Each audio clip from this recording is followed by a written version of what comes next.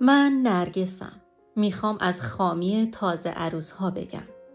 تازه عقد کرده بودم. هنوز به زندگی مشترکم با امیر که شوهرمه عادت نکرده بودم که یه روز امیر زنگ زد.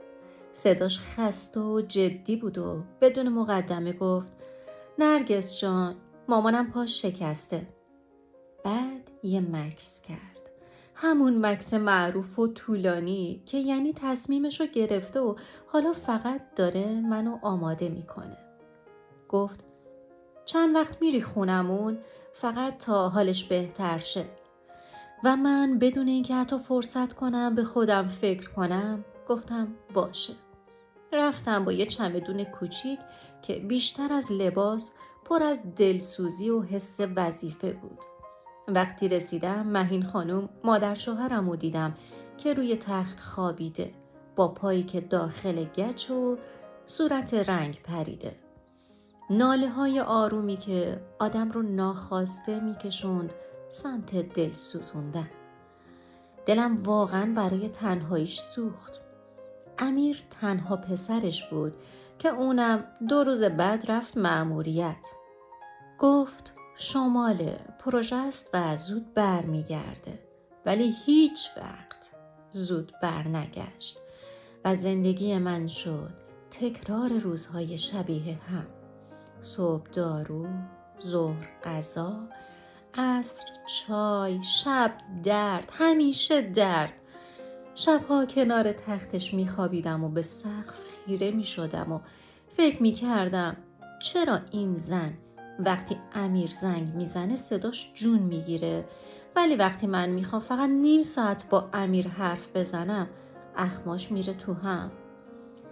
با ساده لوحی تموم همه چی و حسودی فرض کردم تا اینکه اون روز بعد از مدتها گفتم میخوام برم مادرم رو ببینم. نگام کرد. یه نگاه عجیب، نه مهربون نه عصبانی، یه چیزی بین ترس و حساب کشی. بعد گفت برو عزیزم، فقط زود برگرد، من تنها. کفشامو پوشیدم و در رو بستم. هنوز 2 قدم از خونه دور نشده بودم که یادم افتاد گوشیم جا مونده. یه لحظه وایستادم، موندم برگردم یا نه. دست آخر کلید انداختم و هنوز در کامل باز نشده بود که اول صدا به گوشم خورد. یه خنده کوتاه، مردونه، خودمونی و بعد صدای مهین خانم که با عجله گفت هیس، آرومتر، ممکنه یهو بیاد. قلبم شروع کرد به کوبیدن، طوری که انگار داشت از سینم میزد بیرون. در رو باز کردم و اولین چیزی که دیدم پاهاش بود. پاهایی که باید توی گچ می بود ولی سالم و صاف روی میز بود. مهین خانم بدون عصا و بدون هیچ نشونه ای از درد صاف روی مبل نشسته بود و فرهاد همسایه طبقه بالا درست کنارش. اونقدر نزدیک که اخمام جمع شد. هیچ کدوم تکون نخوردن. انگار زمان هم همونجا گیر کرده بود. فرهاد با صدایی که سعی می کرد آروم باشه گفت فکر نمی کردم زود برگردید. ولی مهین خانم فقط گفت سوء تفاهم نشه دخترم. اما من دیگه صداها رو درست نمی شنیدم. ذهنم پرتاب شده بود به ماهایی که امیر نبود، به شبهایی که من از خستگی کنار تختش خوابم می برد، به دردهایی که فقط وقتی من خونه بودم شروع می شد و همونجا فهمیدم بعضی دروغها رو با زبون نمیگن، با زندگی آدم می سازن و من درست وسط یکی از همون دروغها وایستاده بودم. هیچ کدوممون حرف نزدیم. نه من، نه مهین خانم، نه حتی فرهاد. سکوت مثل یه پتوی خیس افتاده بود روی سرمون و سنگینی می کرد. همونجا کنار در بودم. نه جلو می رفتم، نه عقب. فقط نگاهم می چرخید بین پاهای سالم مهین خانم و صورت بیحال نمای همیشگیش که حالا عجیب عادی به نظر می رسید. فرهاد یه قدم عقب رفت، خیلی نامحسوس، طوری که انگار میخواست به من بفهمونه فاصله هست. اما اون فاصله دیگه به چشم من نمی اومد. مهین خانم صاف نشست، شالشو مرتب کرد و با همون لحن مظلوم همیشگی گفت: نرگس جان، بد برداشت نکن. آقا فرهاد فقط اومده بود کمک کنه. کمک؟ این کلمه توی سرم چرخید و کوبید به دیوارای ذهنم. کمک به چی؟ به دردی که نبود؟ به پایی که سالم بود؟ دلم میخواست داد بزنم، بپرسم، به هم بریزم. اما یه چیزی توی وجودم نگهم داشت. شاید همون تربیتی که همیشه یادم داده بود: اول ساکت باش، اول بسنج، اول خودتو جمع کن. رفتم جلو، آروم، خیلی آروم. کیفمو گذاشتم روی میز، نشستم روی مبل روبروشون، طوری که مجبورشن نگاهم کنن. قلبم هنوز تند میزد، ولی صدامو صاف نگه داشتم و گفتم: پس پاتون چطوره؟ مهین خانم یه لحظه مکث کرد، همون مکسی که دیگه بلد بودم معنیش چیه. گفت: آره بهترم، خواستم امروز یکم راه برم. راه رفتن؟ با پاهایی که ماها حتی اجازه نمیداد من 5 دقیقه تنهاش بذارم؟ سرمو تکون دادم و چیزی نگفتم. سکوت من بیشتر از هر دعوایی اذیتشون میکرد. فرهاد سرفه خشکی کرد و گفت: کار داره و باید بره. موقع رفتن حتی جرأت نکرد تو چشمم نگاه کنه. در که بسته شد، خونه عجیب ساکت تر شد. مهین خانوم نفس عمیقی کشید و گفت: نرگس، تو مثل دخترمی، نمیخوام بینمون چیزی خراب شه. این جمله رو که گفت، یه بغض داغ نشست تو گلو، چون فهمیدم دقیقاً میدونه چی رو خراب کرده. بلند شدم، رفتم سمت آشپزخونه. لیوان آب برداشتم. دستام میلرزید، نه از ترس، از خشم، از عصبانیت بعد شنیدن دروغ، از اینکه ماها زندگیمو گذاشته بودم برای نقشی که از اول دروغ بود. شب که شد، امیر زنگ زد. صدای مهین خانم یهو عوض شد، شاد، پر انرژی. گفت: حالم خوبه، نگران نباش. و من از توی اتاق فقط گوش میدادم و همونجا فهمیدم این سکوت، این ندیدن و نگفتن قرار خطرناکتر از هر دعوایی بشه. چون من حالا یه راز رو میدونستم، رازی که اگه میگفتم همه چی به هم میریخت و اگه نمیگفتم خودم به هم میریختم. از همون شبی که صدای امیر رو از پشت تلفن شنیدم و دیدم مهین خانم چطور توی چند ثانیه از یه زن ناتوان تنها تبدیل شد به یه مادر سرحال و پر انرژی، یه چیزی توی ذهنم قفل شد. نه اینکه همون لحظه به امیر شک کنم، نه، شک از همونجا شروع شد که دیدم هیچ کدومشون حتی ذره نگران نگاه من نیستن. انگار مطمئنن من یا چیزی نمیفهمم یا قرار نفهمم. اون شب تا صبح خوابم نبرد. به صدای نفس کشیدن مهین خانم گوش میدادم که عادی بود، منظم بود، بی درد بود. با خودم مرور میکردم همه دفعاتی که امیر گفت مامانم ضعیفه، حساسه، تنها بمونه حالش بد میشه. همه دفعاتی که من برنامه هامو کنسل کردم، نرفتم، نموندم، عقب کشیدم، فقط چون نمیخواستم عروس بدی باشم. صبح که شد، یه تصمیم آروم ولی خطرناک توی ذهنم شکل گرفت. تصمیم گرفتم دیگه چیزی نپرسم و فقط ببینم، فقط گوش بدم، فقط یاد بگیرم چطوری آدما وقتی فکر میکنن دیده نمیشن خودشونو لو میدن. از همون روز شروع کردم به دقت کردن، به تماس‌های امیر که همیشه سر ساعت خاصی بود، به پیام‌هایی که کوتاه و بی‌حوصله جواب داده می‌شد، به تغییر صداش وقتی مهین خانم گوشی رو دستش می‌گرفت، به خنده‌هایی که فقط مخصوص اون تماس‌ها بود. یه بار که امیر گفت پروژش عقب افتاده و باید چند روز بیشتر بمونه، ناخودآگاه پرسیدم کجا بودی قبلش؟ مکث کرد.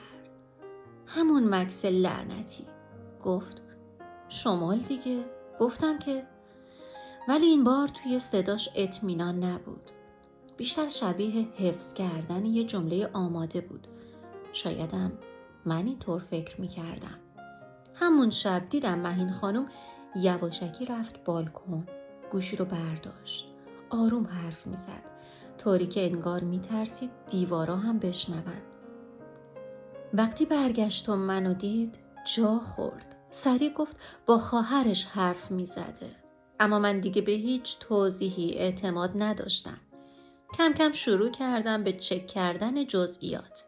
قبض تلفن، ساعت تماس‌ها، حتی پیام‌های پاک شده‌ای که گاهی نصف نیمه توی گوشی مهین خانم میموند.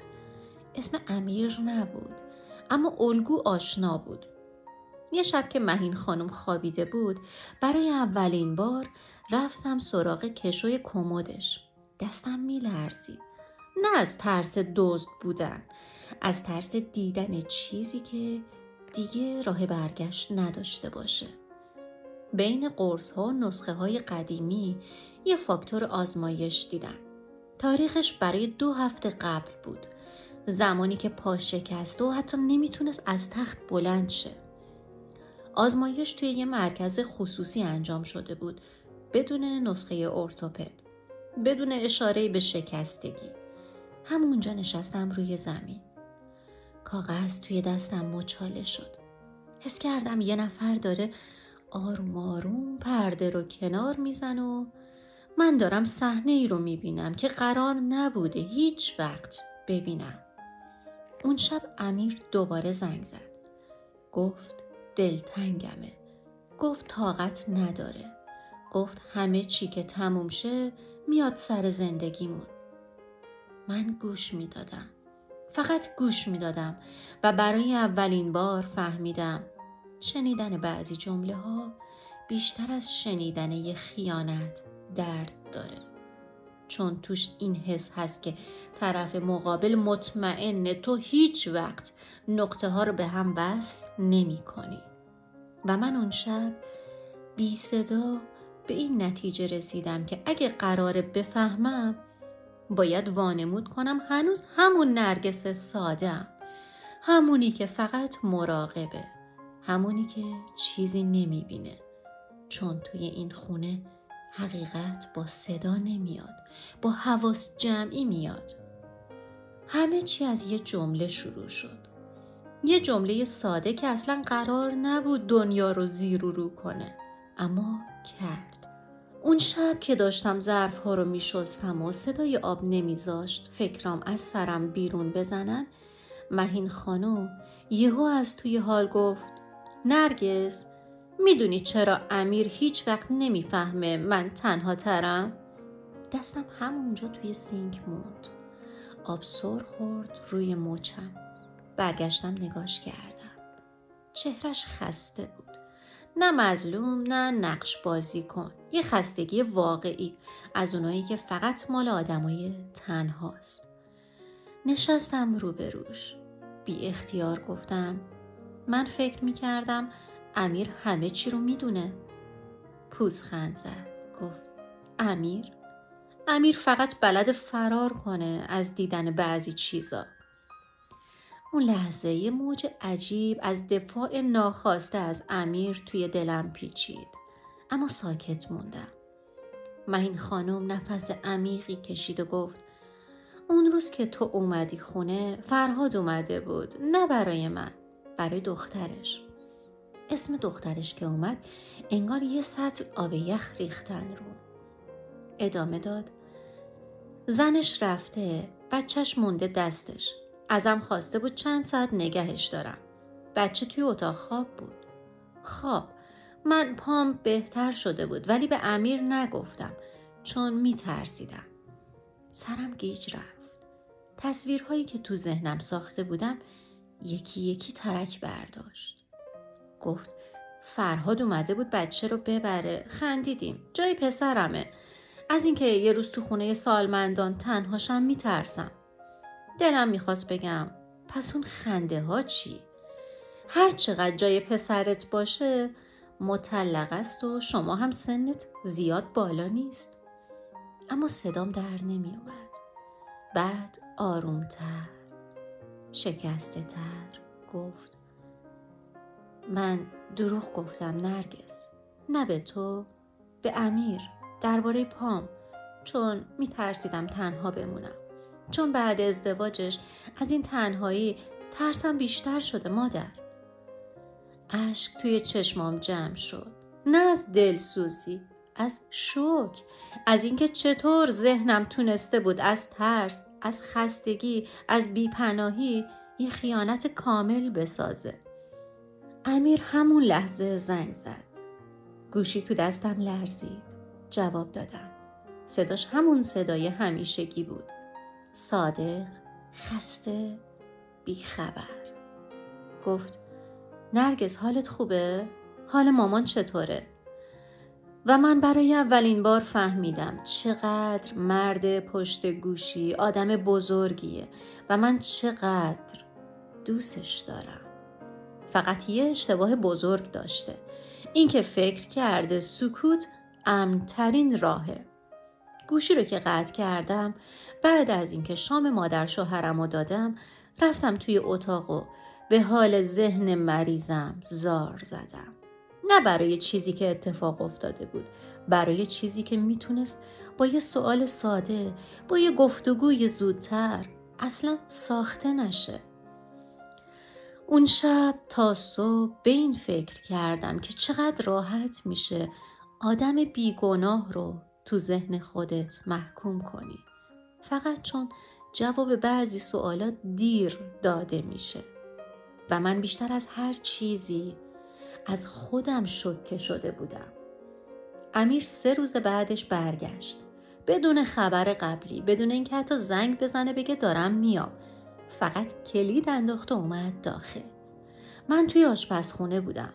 صدای در که اومد قلبم فرو ریخت. یه ترکیب ذوق و دلتنگی و البته ترس از همون حس عجیبی که وقتی قراره بالاخره با حقیقت روبروشی میاد سراغ آدم. اومد تو آشپزخونه، نگام کرد. یه نگاه خسته، شکسته. انگار خودش هم فهمیده بود یه چیزی جاش درست نیست. گفت نرگس، حالا میگی چی شده؟ و من همونطور که دستم روی کابینت بود و پام سست شده بود گفتم بشین امیر، باید حرف بزنیم. نشست، ساکت، بی‌دفاع. نه حالت طلبکار داشت، نه حالت انکار. و این سخت‌ترین بخشش بود. به خاطر شک و تردیدی که بهش داشتم، رفتارم باهاش عوض شده بود. و این واسه امیر بیگناه یه بار سنگین روی شونه هاش بود. شروع کردم از همه چی گفتن. از اون روز، از در نیمه باز، از پاهایی که گچ نداشت، از سکوتام، از شکهام، از شبایی که با 1000 سناریو خوابم برده بود. وسط حرفم چند بار خواستم مکث کنم ولی نذاشتم، چون میدونستم اگه یه جا وایسم دیگه ادامش در نمیاد. امیر اولش هیچی نگفت، فقط سرش پایین بود. وقتی تموم شد یه نفس عمیق کشید و گفت حق داشتی. همین 2 کلمه، بدون اما، بدون دفاع، بدون توجیه. اشکمو در آورد. گفت من فکر میکردم دارم از همه محافظت میکنم، از مامان، از تو، از خودم، ولی فقط فرار کردم. گفت که هیچ وقت نفهمیده مامانش اینقدر تنهایی رو بلد نیست، اینقدر وابسته است، اینقدر میتونه دروغ رو جای درمون بذاره. بعد بلند شد رفت پیش مهین خانم. برای اولین بار نه با صدای پسر مطیع زانو زد و با صدای یه مرد خسته گفت: مامان، منو جوری بزرگ نکردی که خونه سالمندان ولت کنم. به خاک آقام قسم، یه بارم این فکر تو ذهنم نیومده. مهین خانم گریه کرد. نه اون گریه های نمایشی، یه گریه واقعی، از اونایی که صورت آدمو جمع میکنه. گفت: ترسیده بوده از خالی شدن خونه، از بی مصرف شدن، از اینکه دیگه کسی بهش احتیاج نداشته باشه. اون شب برای اولین بار هر ستامون دوره یه میز نشستیم و حرف زدیم. نه دعوا، نه قهر، فقط حقیقت. تلخ، سنگین، اما شفاف. تصمیم گرفته شد من دیگه اونجا نمونم. نه از قهر، از مرز، از احترام به خودم. امیر قول داد مسئولیت مادرش رو از من جدا کنه. نه با انداختن بار رو دوش یکی دیگه، با قبول کردن واقعیت. من وسایلم رو جمع کردم، همون چمدون اول، ولی این بار سبکتر، چون دیگه توش دلسوزی کور نبود. قول داد یه پرستار تمام وقت واسه مادرش بگیر و هر هفته با هم بهش سر بزنیم. منم تصمیم گرفتم تا وقتی پرستار بگیره برم خونه مامانم. امیر دم در گفت: نرگس، من و مامانم رو ببخش. نه به خاطر کارش، به خاطر اینکه دیر دیدمت. نگاش کردم. لبخند مهربونش باعث شد منم لبخند بزنم. گفتم: بخشیدن آسونه، فراموش کردن نه، ولی میتونم بهت ارفاق کنم. برگشتم خونه مامانم، نه با حس پیروزی، نه با حس شکست، با یه حس آرامش تلخ، از اونایی که بعد از طوفان میاد. فهمیده بودم زندگی مشترک فقط عشق نیست، فقط وفاداری نیست، شجاعت حرف زدنه، شجاعت مرز کشیدنه. و من اون شب با همه زخم‌ها برای اولین بار حس کردم زن بالغتری شدم. نه چون بخشیدم، چون خودمو نادیده نگرفتم، چون با شوهرم و مادر شوهرم در میون گذاشتم، چون هم به خودم حق دادم، هم به اون مادر و پسر. چند سال بعد صاحب 2 دوقلوی بامزه شدم. پسرم کپی پدرش بود و دخترم شبیه مادر بزرگش، یعنی مهین خانم بود.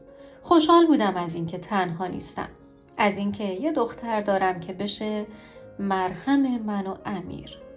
خوشبختی همیشه با تصمیمای خودمون میاد، نه بقیه.